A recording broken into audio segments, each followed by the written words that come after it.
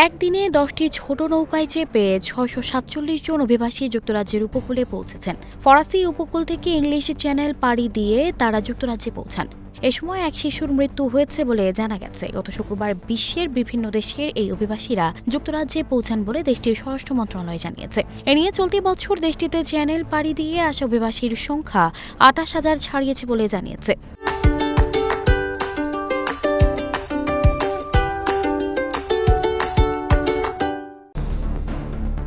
17 October সন্ধ্যায় ফ্রান্সের পা দো কালে অঞ্চলের ভিস উপকূলে একটি শিশুর মৃত্যুর কথা জানানোর পরদিন 6 শতাধিক অভিবাসী ব্রিটেনে পৌঁছান।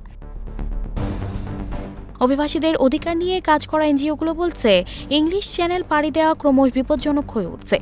এই শিশুর মৃত্যুর মধ্য দিয়ে চলতি বছর ফ্রান্স থেকে ছোট নৌকায় ব্রিটেনে পাড়ি জমাতে গিয়ে মারা গেছেন 52 জন।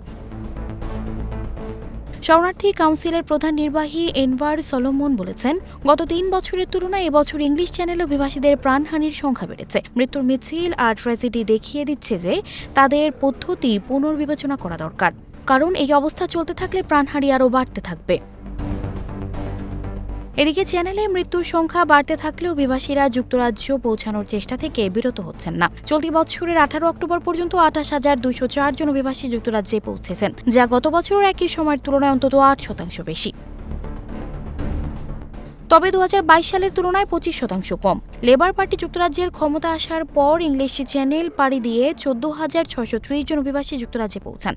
সংখ্যাটি গত বছরের একই সময়ের তুলনায় প্রায় সমান এবং 2022 সালের তুলনায় 10,000 কম। সানজিদা রহমান, প্রবাস খবর।